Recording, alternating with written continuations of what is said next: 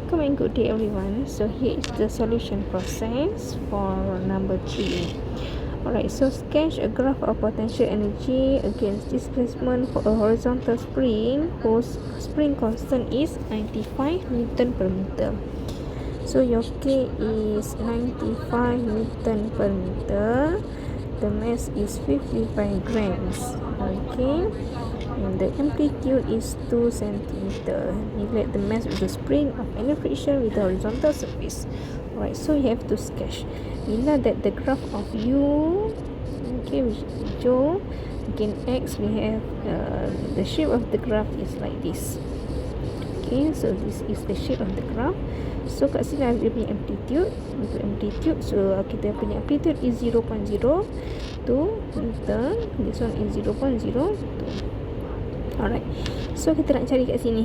Okay, kita nak cari berapa U dekat sini. So macam nak cari U, so U is equal to half KX square. So U half your K is 95 and your X, okay, which is the maximum displacement is 0.02. So you have U 0.019 joules. Okay, so kita tandakan kat sini 0.019. Okay, so settle number 3.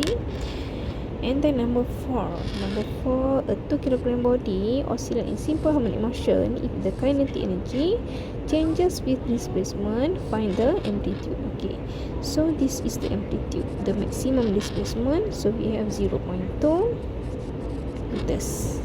Okay, find the period. Macam nak cari period, kita boleh gunakan T sama 2 pi over omega. So T 2 pi omega tak tahu kan, omega tak tahu, so kita gunakan K. K maximum equal to half M omega square A square. Okay, so kan ingat formula. K maximum half, mass is 2, omega kita tak tahu, A is 0.2 square. Okay, so you can find, so 2 equal to omega square, 2 square can have your omega 0.7 radian per second. Okay, so in omega, so kita ada T sama 2 pi, omega is 7.071, so T 9 second. Okay, so nak cari C, the maximum acceleration. So C, A maximum is equal to A omega squared. So your A maximum is 0.2, omega is square. So your A maximum is equal to 10 meter per second square. Okay. So number 5. Number 5, a 0.2 kg object perform simple harmonic motion with displacement from the equilibrium position as figure, determine the amplitude. Okay, so amplitude kat sini dapat 8.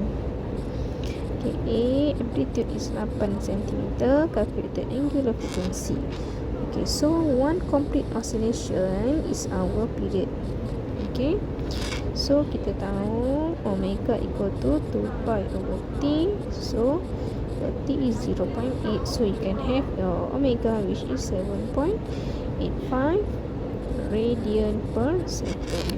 Kita find C, kita dapatkan total energy half M omega square A square.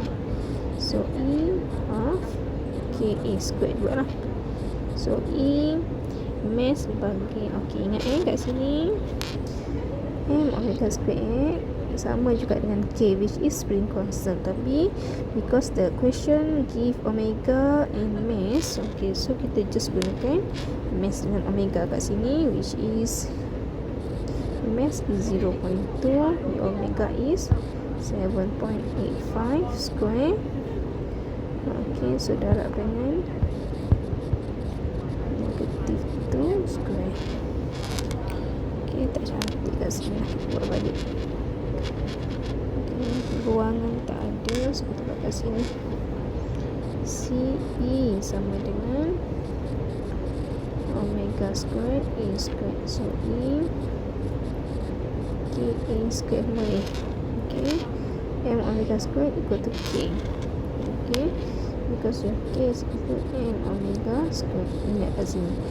Tapi because dia tak bagi spring constant, so kita just guna saja yang dia bagi ni. Your mass is 0.2. Your omega 7.85 squared. And your amplitude 8 times 10 power of -2 square. Don't forget to square. So your E is 0.0394 joule.